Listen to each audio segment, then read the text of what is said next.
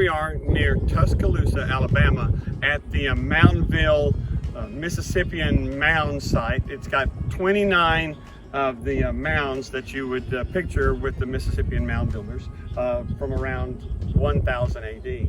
And you'd have to picture this site was an actual city, a community, and these mounds would be for rituals or for chieftains or priests or people like that would have their houses on it. Now, the more centrally located you are, the higher up you are in the culture. But this is just not a bunch of 29 little houses that were here. There were hundreds, if not thousands, of structures here.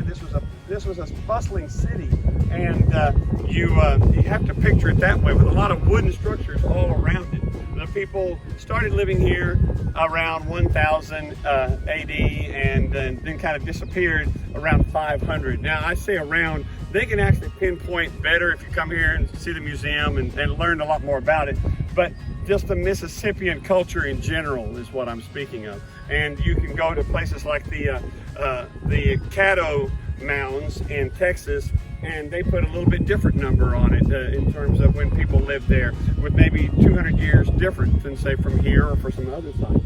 But there are hundreds of these mounds all over the Mississippi, I guess, corridor, you would say, that were maybe 100 or 200 miles either side of the Mississippi, and these were called the Mississippian mound builders. And I've always wanted to visit one of these sites, and I'm just thrilled to be here at this one here near Tuscaloosa. Tuscaloosa being a great warrior chief, and that was his name, and it meant basically black warrior, and we're right here beside the Black Warrior River. And black was not a color; black was a toughness. I mean, he was I don't know how to describe it, but he was he wasn't Gandalf the White. He was Gandalf the Black. Does that make sense? He was tough, and so he was a tough warrior, and that's what Tuscaloosa meant. A lot of neat stuff here.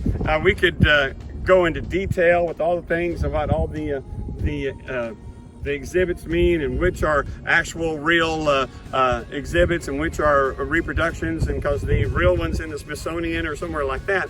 And but I'm not going to do that. This is a commercial, not a documentary. I invite you to come here, and if you're an RVer, they got an RV campground that's basically right across the street from the museum here, and you drive through all this stuff to get to the campsite, and you pretty much look out on this. It's kind of a really cool, magical, historical place, and you park your RV almost right in the middle of it. It's kind of neat. And so I encourage, if you're traveling, say, east to west from, say, Atlanta to Dallas like we are, or something like that, plan to spend one night here at the Moundville Mississippian Mound Archaeological Site.